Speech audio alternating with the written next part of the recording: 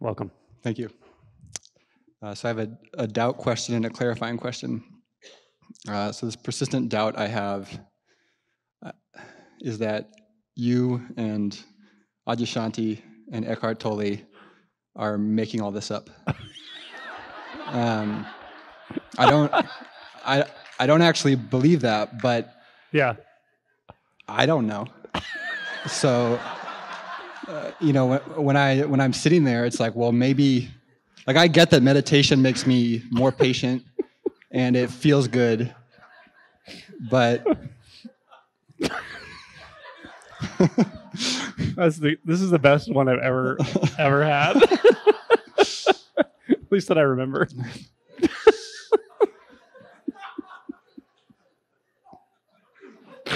Oh my God. That was so awesome. I love it. I'm not making fun of you. I think it's awesome. Yeah, no. I'm sure everyone's had that thought. I've had that thought.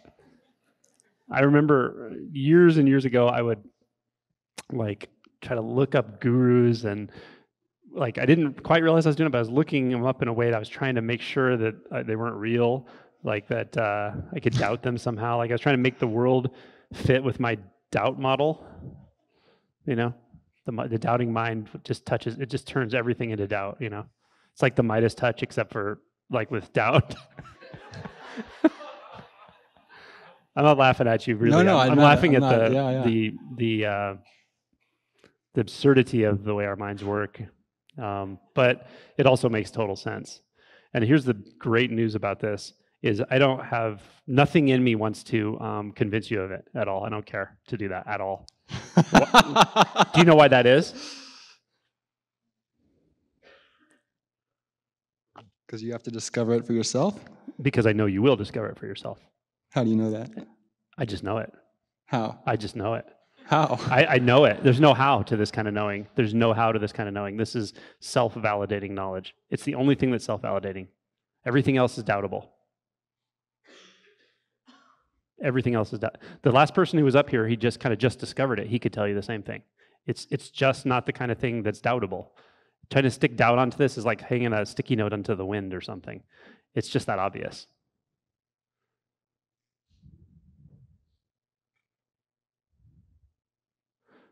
The part of you that wants to either believe it or doubt it, that's not where I'm pointing. I know that's there, but that's not what I'm pointing to. It's fine that it's there. It's like if I were to point to the wind in the sky and you're focusing on a sail and you're like, but does it move this way or that way? And I'm like, okay, yeah, there is a sail there, but back up. See everything that moves that sail. So what moves your mind? What moves your mind toward doubt or certainty? Who's putting his finger on the scale? I don't know. What makes you decide whether you feel doubtful or certain? Don't know. I don't know, yeah. Right? Yeah. You believe everything you believe kind of with a lot of wholeheartedness, and you doubt everything you doubt with a sort of wholeheartedness. Why? Who chose all that? Who gave you those beliefs, and then someone across the world has a whole different set of beliefs that they feel so certain about that they'll start a war with you over it, That's belief is a fool's game, but man, it feels real when we're in it. And doubt and belief are they're literally the two sides of the same coin. So I understand that doubt, and it's well placed, actually. It's well placed doubt. A discerning mind is a mind that actually cares about truth. So your discerning mind cares about truth, but it has its limitations of what it can do, and you're hitting the edge of your limitation here. That's why you came here, is to hit the boundaries of your own limitation of that mind. Something in you already knows the answer to this. I promise. There's a part of you that's very strongly doubting because you came up and very honestly said it. There's also a part of you that knows that this is beyond doubt, or you would not be here. This is way too threatening. If you really, really fully identified with the doubt and belief world and you didn't want out of it, you didn't want to see anything in a different way, you would not come here. This is not easy to hear for people who are completely identified with that and just not ready yet. It's very destabilizing, very uncomfortable, but something in you can actually hear it. I know part of this is very uncomfortable to hear, but I also know that you're sitting here calmly, actually just listening. So you have to go beyond, just like my talk today actually was kind of to you. It's like you have to go beyond the known. And part of that is seeing seeing how much you identify with the known, seeing how much you identify with what you know. How many people in history, just in the relative world, have been so set off course in life by false beliefs? How many horrible things have people done because of false beliefs, nonsense beliefs? To some of us, they seem like nonsense, but it doesn't seem like nonsense to the person who believes God told me to commit this horrible act. That feels real to them. Beliefs feel real when we identify with them. When we dig enough and find that this is the game, the game of beliefs and the game of doubt are completely the same game, and they have their limitations. They have value too, but they have their limitations. And this is where they just can't touch. This goes beyond their limitations.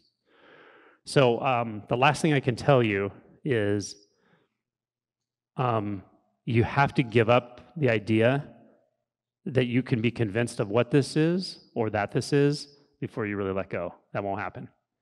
You will never know this. You will never know what I'm talking about by trying to believe it. You'll never, even if you did believe it, even if I convinced you of something, it would still be a grain of rice compared to the universe. I mean, you would just, it's nothing. Can you say that first part again? You have to give up. You have to give up the insistence that you're going to actually understand what this is, or even that you're going to fully believe that it exists, or that it's a real thing, or that it's a real possibility. You're going to have to actually give up that belief if you really want to know this. So how bad do you want it? I'm going to put it back on you. You could almost say, like, the question starts by saying, Angelo, prove to me that this is a real thing. I don't need to prove anything to you. I don't need to prove it to anybody. It doesn't matter whether they believe it or not. It's so obvious. But I will put it back on you and say, there's only one way you're going to know. You got to go in that last place that you want to go, in a sense, from the standpoint of the apparatus that wants to just absolutely know, or just doubt and reject because you know it's not true. I know the strength of that. I know and it has value in the scientific community, for instance. It has value when we're learning whether or not we should trust a certain person based on their personality and their behaviors. That's a really valuable place to apply, knowledge and doubt and that kind of empiricism. This is a different kind of empiricism. This is an empiricism that recognizes that a thought is always suspect. It's always potentially going to be found out to be wrong. Any belief is potentially going to be found out to be wrong. And what we're talking about here is, by definition, by its very nature, beyond doubt. It's also beyond belief and thought. It just is. So when I try to lean into that, it starts to feel kind of like disintegration a little bit. Isn't that great? Yeah. That's kind of awesome. That's music to my ears.